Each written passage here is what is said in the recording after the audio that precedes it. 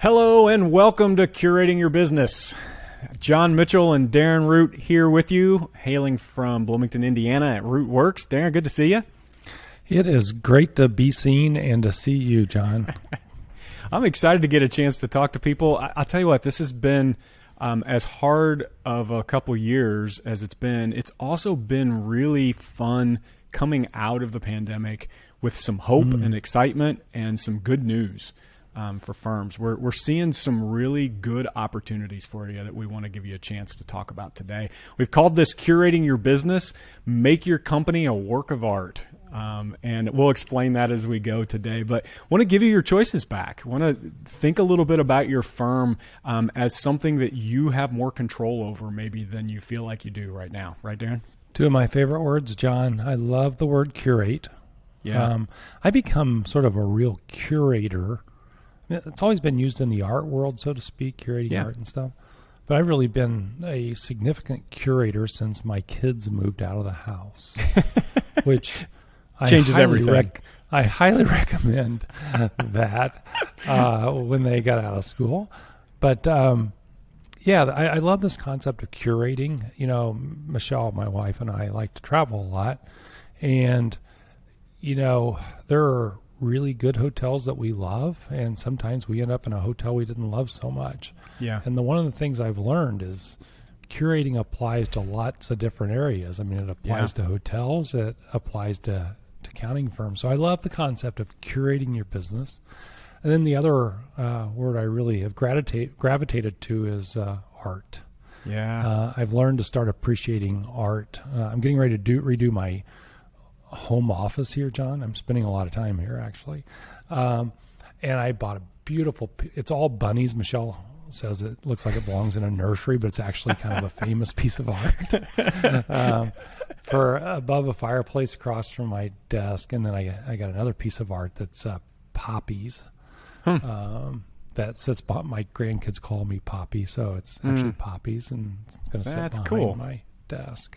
So it's meaningful. It's, you know, my background is in ministry. I haven't done it for years now, but it is my training. And the word soul comes to mind for me when I think about art. Like, you can, if you pay attention, now you have to be in the right headspace, but if you pay attention, you can see a little bit of the unformed, the soul of the artist. Much like we talk about music or anything else, what we want today is to bring back that conversation when it comes to your company. It could be that you've been to other breakouts today and you've taken a lot of notes. You may take some notes here during this breakout, but what we're hoping is that you actually take a step back from your firm just a little bit to maybe see it from a new perspective, see it with hopefully a new energy for what it could be moving forward. The time could not be better, John. I've been at this for over 35 years. My dad was at it before me, so arguably 60 years I've been in and around, maybe unaware for a few of those, but in and around this business, and I've never seen a better time. The technology's right, the customers are right, the demand is there. It's just, it's the right time to be curating your business. It is. It's the right time. And what it also is, it's a time where a lot of the industry is tired. They're exhausted from maybe the longest tax season in history. They're tired because they gave their hearts and lives to small businesses during the pandemic, helping them through getting all the assistance they needed, and they're exhausted. And when you get tired, it's easy to just put it in cruise control. And so what we're hoping today is to give you a look forward. We hear a lot, Darren, maybe not as much in the last month or so, but especially right after the pandemic, we heard, when is it going to get back to the way it was? When are things going to become, like they used to be? And I love this quote from Simon Sinek that we've been talking a lot about. Simon Sinek says, the opportunity is what will be, not how will we preserve what we had. If you think you're going to do the same job and you're waiting, that ship has sailed.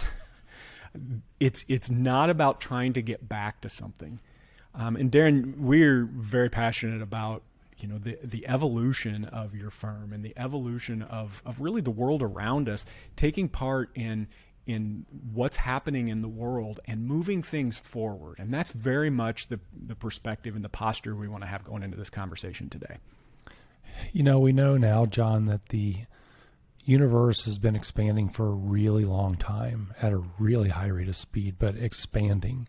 Yeah. And its natural state is expansion, and change and evolving. And to go against that, to go back to Mayberry and sit on the front porch with Aunt Bee, I don't think it's an option. I don't know that it ever was, but we have a tendency to get sort of locked in the limited windows that we have of time. Yeah. That each of us have, and sort of remember, how it used to be. Yeah. Instead of how it can be, and embracing what's next. And what we're talking about today is embracing what's next. Don't fight that natural flow that things are changing. Yeah. But take the opportunity to curate it the way that you want to. Yeah, we're going to create that piece of art. Yeah, absolutely. We're going to talk about. In fact, in this slide, you'll see. We're treating this conversation like it's part of an art gallery. Yep. What can we begin to think about?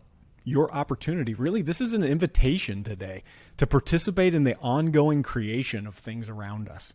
Like, would you, instead of just going to work again Monday, instead of just trying to perpetuate what has been, could you step back and participate in the ongoing recreation and creation? Maybe, we think about it in the natural world, Darren, there's a death to everything and a life to everything. There's the seasons die and they spring forth new things. And that's part of what we're talking about. There are some things in your firm that probably need to die so that new things can come to life in its place. And we want to be kind about that. We want to be careful about that. And at the same time, we want to be clear that this is an optimistic look at the future of your firm today. Yeah. So many firms, John, that we have talked to over the years and talked to today, they're made up of a lot of the wrong clients. They're unclear about what their offerings are. Yeah. They're unclear about the technologies that they're using or should be using, or they have hodgepodge. And they're doing a lot of work that's creating a lot of pain for them. Yeah. I think of late tax season nights and weekends and things like that. So small accounting firms are ripe for an event like right now to curate that business, because the demand is really high and the supply seems to be really low. Yeah. Which is an opportunity when supply is exceeding demand, or when demand is exceeding supply. It's a great opportunity to do something slightly different. Absolutely. So as maybe ethereally as we started this conversation, we want to get really practical with this today. And what we've done is taken 3 parts of your firm that we believe probably are the most important as we talk about curating your firm to kind of readdress. And then we've got really practical exercises attached to each one of those that we'd like to present to you today as an opportunity to take back the choices in your firm and to curate around your firm. So we're going to talk about your customers, we're going to talk about your processes, and we're going to talk about your products. You may say, hey, wait a minute, I don't have any products. Give us a second. You might change your mind about that. We want to talk to you about the way that you think overall about your firm and give you some real practical opportunities to make some changes coming. And we want to start with your customers.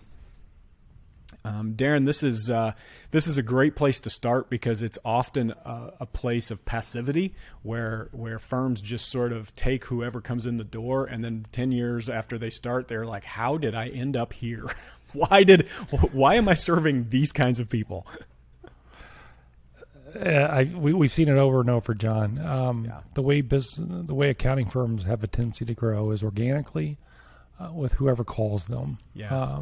And what they ultimately end up with is kind of a bit of a mess. Actually, a bit of a mess, I guess, which is clients in all different industries. Yeah. Leveraging various technologies, no consistency. Yeah.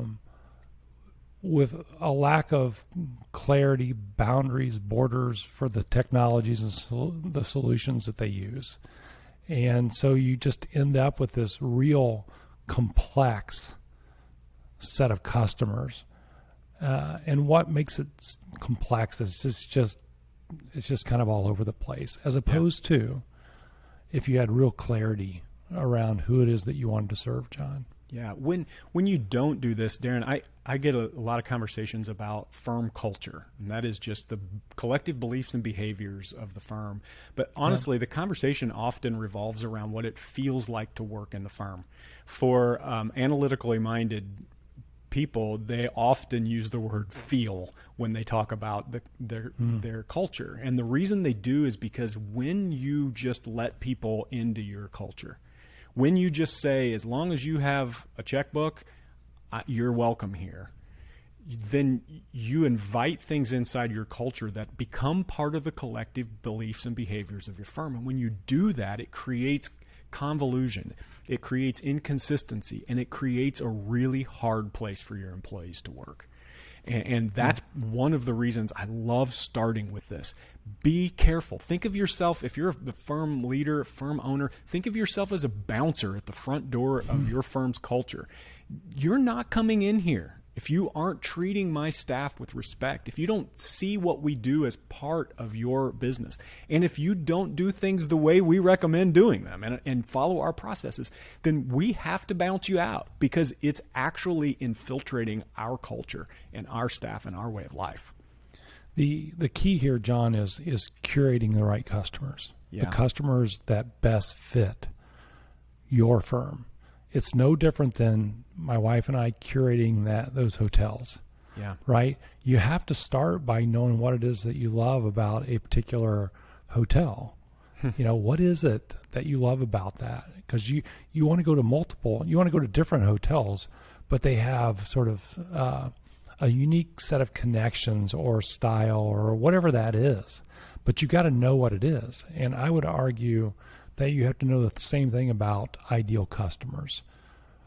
What is it about them that makes them ideal for your firm? You have to take the time to understand who your ideal customer is. Otherwise, you're not going to know them when they come. Yeah, absolutely. We say here, these are just three things that we see in an ideal client, and that is somebody that's profitable. That has to be somebody that you're glad to work with because it makes sense from your business model perspective. It has to be someone that's a good fit for what you do. Darren, we often laugh because it's endearing how firm owners often just let their buddies in their firm. They let their friends and I'll help. Can you do my audit? Sure. I play golf with you on Mondays. And the next thing you know, you've got products. Maybe they're good people, but this is not what we do. And just because you're a good person, just because you're profitable, doesn't necessarily mean it's a good fit. And then people who, and we see this a lot, people who come in with their own idea for how the job should be done. Use this software, take this box of receipts, do this my way. And when we see ideal customers, they're people that have said, you guys have a proven way. I want to conform to your way of working. And those are some things that we've seen make a good customer. Here's how I would like for our listeners today to sort of think about this. Just imagine for a moment that you knew who the right customers were for your firm. Yeah.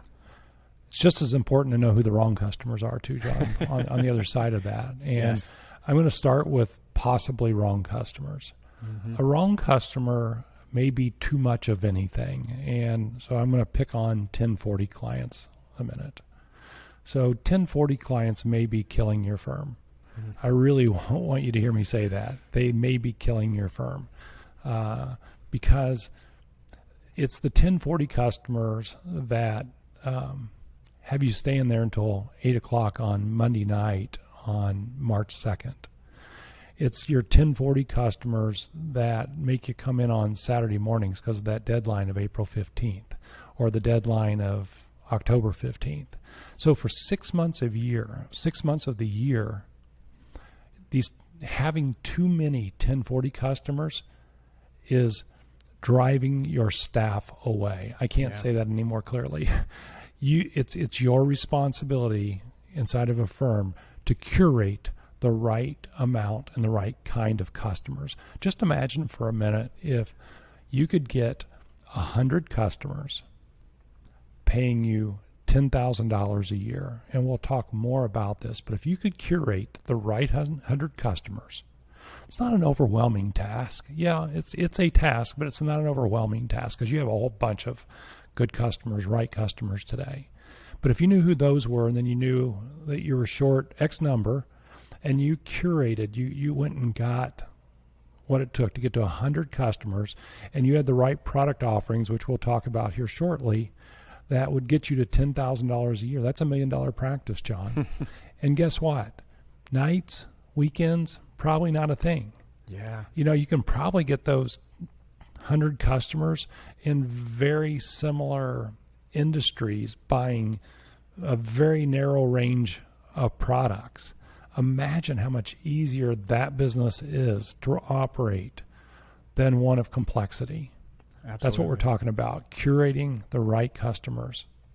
So one of the exercises that we use that we see in our firms really start to narrow down their ideal clients is using very simply a persona. And the idea of a persona is take a piece of paper, or I really like a PowerPoint slide because I can actually go out to Google and find an image of a general person that might fit this. Name the person just generally, and then start to list out what makes them an ideal client. And create a persona for what an ideal client is. Now, here's the advantage you have. If you're not a startup, if you aren't just now starting your firm, you can look into your firm's client base currently and go, that one. That's when they call, when they send us an email, when they make contact with us, I can't wait to see what they have for us because it fits who we are. I like working with them. They respect who we are inside their business. So point at things you already have, but make a list. We want you to write this down. We're going to give you 3 of these exercises today, one for each of these points, where we're going to ask you to write this stuff down or to use a PowerPoint slide to create this stuff so that you can begin to memorialize an effort to curate your business. So, Darren, we got through the starting with customers feels good to me because I start to kind of picture my firm without the 3 or 4 customers that maybe I kind of dread when they call. Yeah. But the next step, it's just not overwhelming, John. If you say I need 100 of these, and your number may be 50, your number may be 200. It doesn't matter. Pick the number. But if I need 100 of these at $10,000 a year, man, that's curatable. It is. That's quantifiable. If that's a word. It's curatable. If it's not, it could be the new one for 2021. There you go. There you go. Well, so we get to your customer and we get your ideal customer defined. And then we say, now it's time to take what we do here and productize it.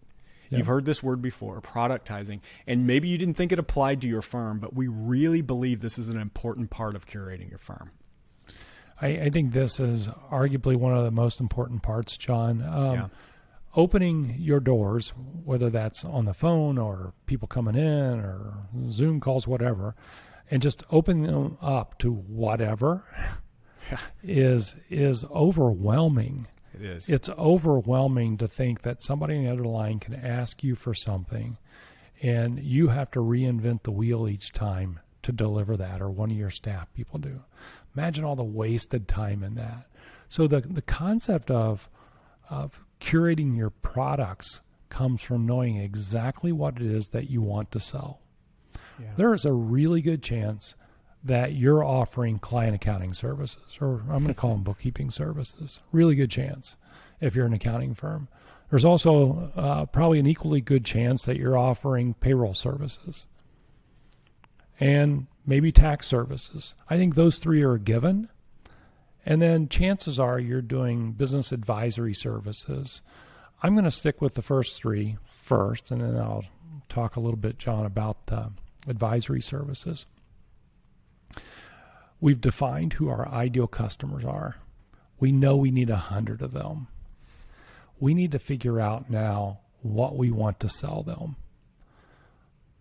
Let's just take payroll as an example.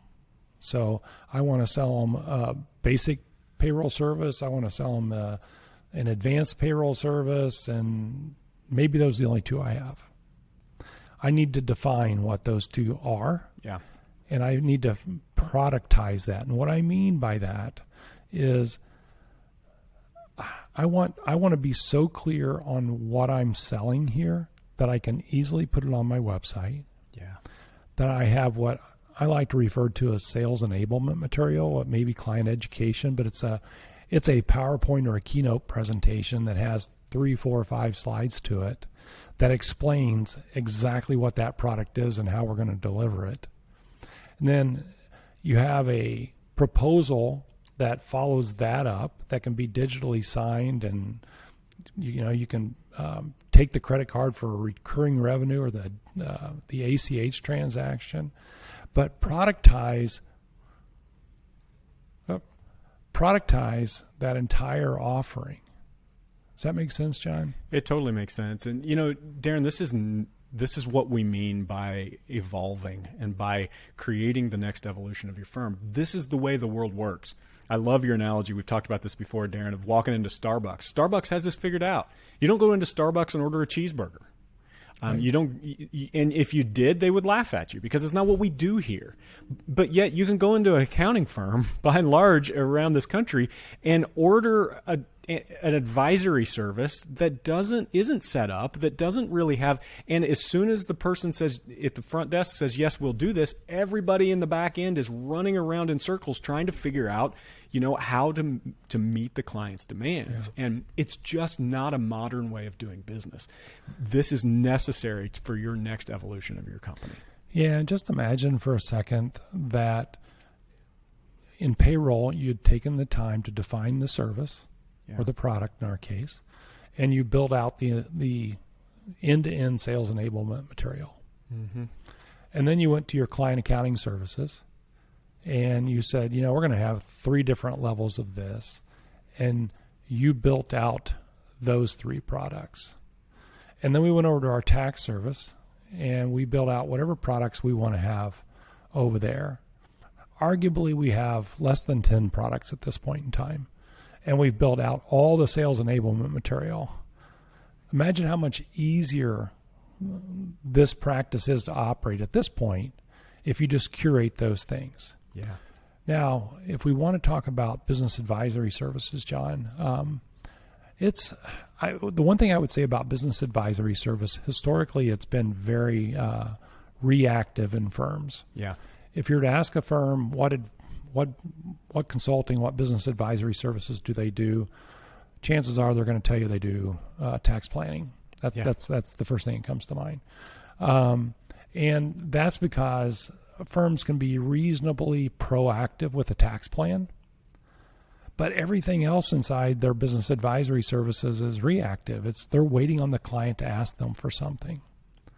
So what I want you to think about is, for those right 100 clients, identify the business advisory services that you should be delivering to them. Maybe that's retirement planning. Maybe it's R&D credits. It could be buy-sell agreements for partnerships. My point is, it's a finite number, whatever it is. Yeah. It might be finite at 10, it might be finite at 100, but it's not infinite. Yeah. Let's identify those advisory services, John, and then let's build out the sales enablement material for those. Yeah. It's like pulling a product off the shelf. It's like you going in and ordering what do you get, a latte? Tall, skinny vanilla latte. That's right. Yeah. That's not overly complicated. Yeah. But it's not uncomplicated. But Starbucks took the time to define Yeah. that product. You could even order it from your app. I mean, Yeah, it's not infinite. That's the point. Yeah. So imagine now we know who our 100 customers, ideal customers are. We've curated that. And now we've curated the products that we want to sell. Imagine how much farther ahead your practice is at this point. Absolutely. And the exercise we'd love for you to do with your products is to make sure they're simple, to make sure that they are in your sweet spot and that they're clear. And here's the practice. I love this exercise, Darren, where we ask you to, and I know this is going to be time consuming, we ask you to write out everything you do in your firm. It's time consuming, yes.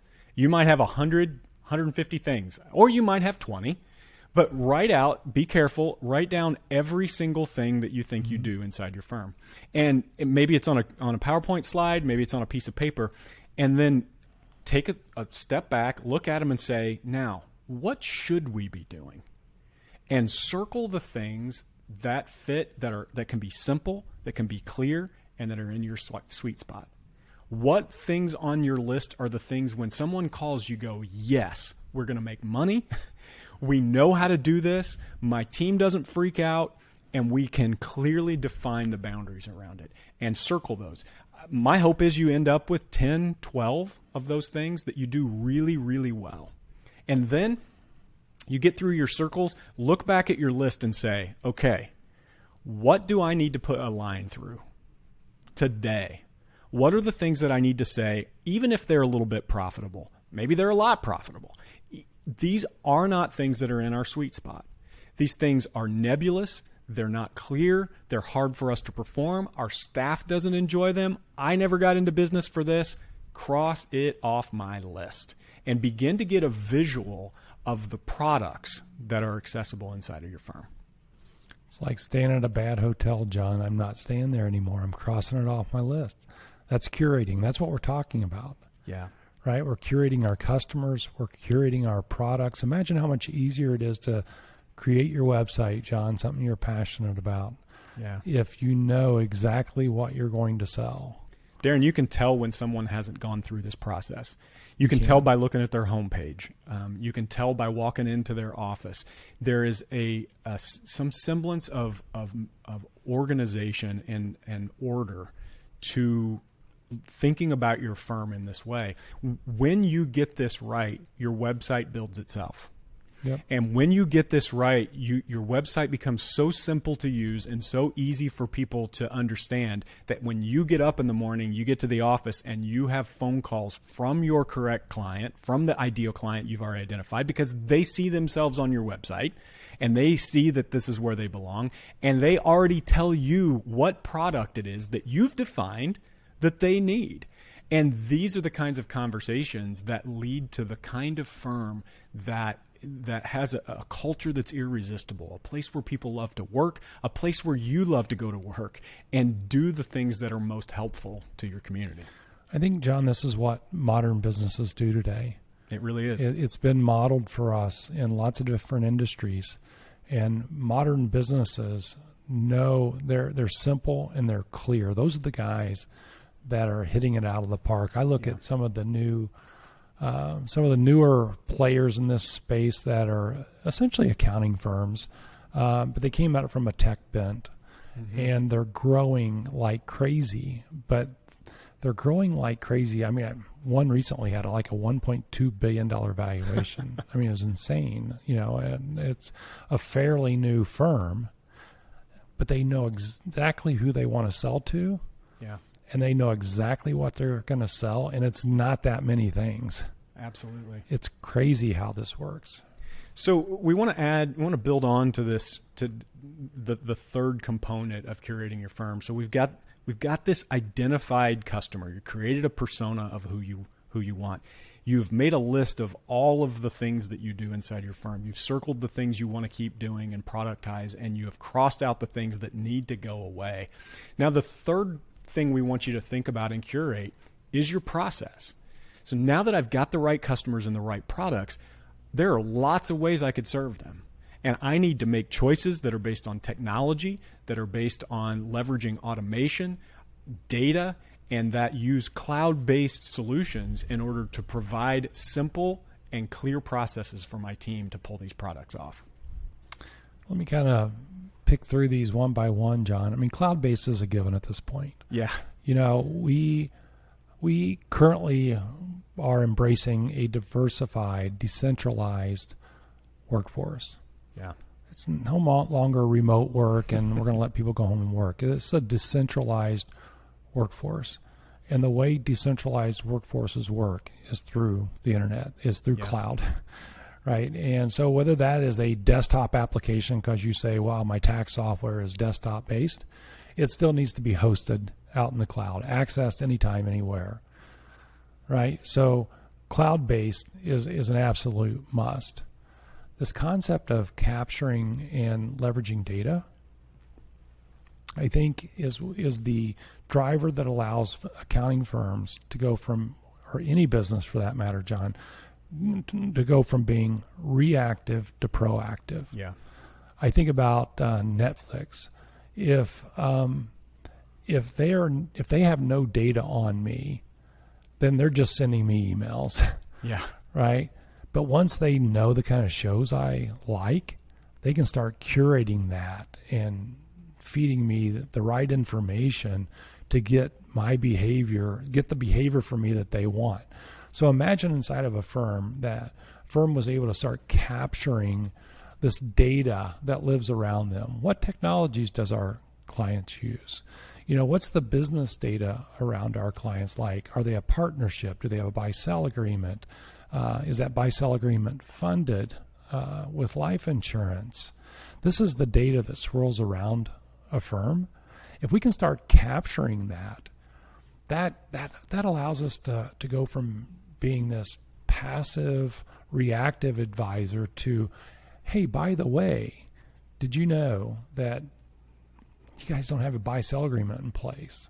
We saw this work its way out, John, when the PPP loans came out. Yes. So PPP loans came out. PPP loans, think of them as a product, right? It was a PPP loan. Very that was clear. a product, Yeah. right? And we knew who needed it. Everybody, right? Every SMB that we did work for needed it. And so we started reaching out to all those SMBs, and the response we got was, wow, thank you. Thank you for helping me. I really appreciate this. I mean, when was the last time you heard thank you, right, for that kind of stuff? Yeah. But small firms were helping these small businesses, save their businesses.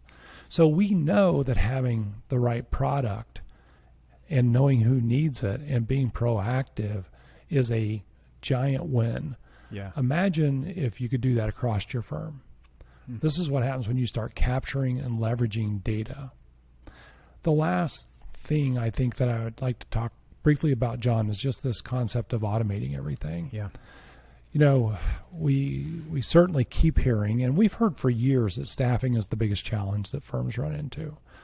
And that makes perfect sense to me because firm owners have not set their business model up in what I would consider a reasonable way.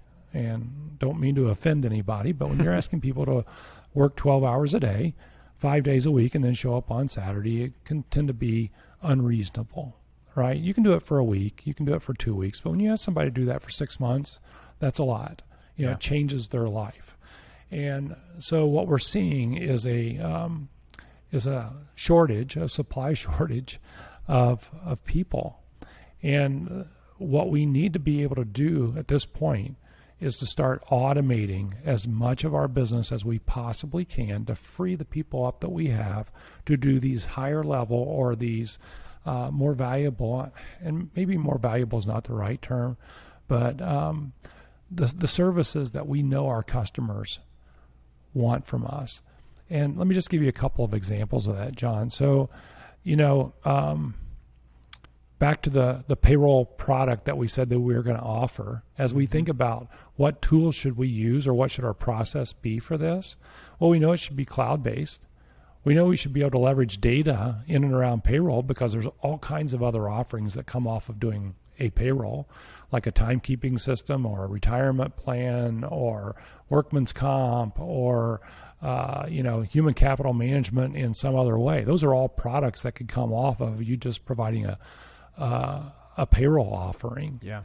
But you ought to try to automate as much of that payroll offering as you can. In the old days, we would collect hours from the small business. We'd key those in. We would create a direct deposit. We would do payroll tax returns at the end of the quarter, W-2s at the end of the year. Very laborious. Technology today can automate a lot of that while still running the payroll through the firm. That's what we have to try to do to free up some of the people. You can do the exact same thing in your client accounting practice. The old days of keying transactions in or coding every transaction, those days should be gone. Yeah. We should be leveraging our people that were doing that and asking them to be quarterbacks of our SMB clients, to make sure that all their needs are being met, that we're being proactive. That's what we mean by automation. We ought to be automating components of our 1040 practice so we don't have people staying at night or on weekends. So automate as much as you can possibly automate. So you have to curate the right technologies in order to automate as much as you can automate to sell the products that you want to sell. Does that make sense, John? It makes sense. A lot said there, and I think what we'd like for you to do as sort of an action item, use that PowerPoint slide deck, add a new slide, another page in your notebook, however you want to do it, but take a line and draw it down the middle of your page, and categorize your technologies into two categories. We think about our technologies in terms of front office and back office. We've been calling this your technology stack, and it's kind of a living, breathing thing because your technologies, you're adding them, you may be changing them in and out, but begin to memorialize, what are we doing? I want to put this down on paper. The left side, you can say, is your back office technologies. We've got two sides to the paper, a front office and a back office. Your back office is technologies that your staff use in order to do their job, not client-facing, but just staff processes. The right side of your page is your front office, and that's things like your website, anything that your client interfaces with, and the tools that you use on that side. Now, some of the things that you use may cross the front office and back office, and you can kind of put those on the line. But your task here is to create a list of the technologies you're using. And what I think you'll notice is you might be surprised at how many you're using. If you don't do this, you start realizing that you've got 2 or 3 pieces of software that maybe do the same thing, or maybe you realize I've got one that isn't web-based and it's costing me. It's costing me flexibility in my team. And so being able to see all of that on paper next to the products that you want to serve, next to the persona of the kind of ideal client that you're looking for, this is what will start to make really practical steps towards curating a firm that you can love. Yeah, not curating your tech stack, John, creates a lot of complexity. Yeah. Like you said, there's just a lot of overlap. There's a lot of confusion that gets created if you haven't taken the time to curate your tech stack. But you can't really curate your tech stack until you know what products that you want to sell, because what are you tech stacking to? Right. If you don't know what it is that you're selling, and how do you know what you want to sell if you don't know who you want to sell it to? So all this stuff is connected. When Andy, my oldest son, was young, he would say, "I want to go to that place that's all naked." And Michelle and I are always like, "Naked? What is naked?" Connected. He was talking about the mall. So your practice, he'll love that, right? He will. I hope he listens. Your practice is all naked. I mean, you gotta connect these parts. Yeah. And you got to curate each and every section of it. If you take the time to curate this is where real value gets created, because you gain efficiencies, you gain effectiveness, and you create something that is just more valuable. Absolutely. And not only that, and we want to end with this slide, it gives you your choices back.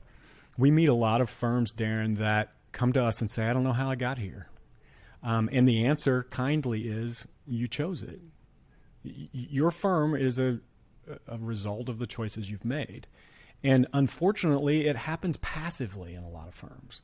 And so it becomes something that they wouldn't have chosen. And so this is an opportunity for you not just to curate your firm, not just to build something, but to take your choices back. And Darren, I saw that that statistics show 30% of your life will be working. When you pass away, on average, 30% of your life is working. And then out of the remainder of that, 20% is either thinking about or worrying about work. And I probably shouldn't be the one doing math on this, but I think that's somewhere around half of your life. You're going to be giving. You're going to be giving half of your life to this firm. And one of the good things that came out of 2020 and the strangest year of my lifetime is that we began to see everything as connected. Andy would say denected. Everything in your life is connected. It used to be that we thought about your work life and your home life. But when the pandemic came and we all went home, the lines between your work and your life began to blur. And what it reminded us of is we cannot think about half of our life as something that isn't ours to choose. And when you curate your firm and your business, your work and your life come together because it's all connected anyway. And Darren, it is the joy of what I get to do 40 hours, 50 hours a week, half of my life, to get a chance to remind people that their work is their choice. And man, we couldn't be more thankful that you gave us some of your time today. And we are really glad to have you here. We want to inspire you to curate all aspects of your life, but realize that your firm, your job is a significant portion of that. Great job today, John. Yeah, I hope you guys have heard something that empowered you today. The tasks, the exercises that will help you in each one of these. And I hope you heard something today that will inspire you, that will move you forward as you look forward to curating your firm. Thank you for being here from the bottom of our hearts. We are honored to get a chance to speak in your life today and hope you do something amazing with your next steps. Thank you.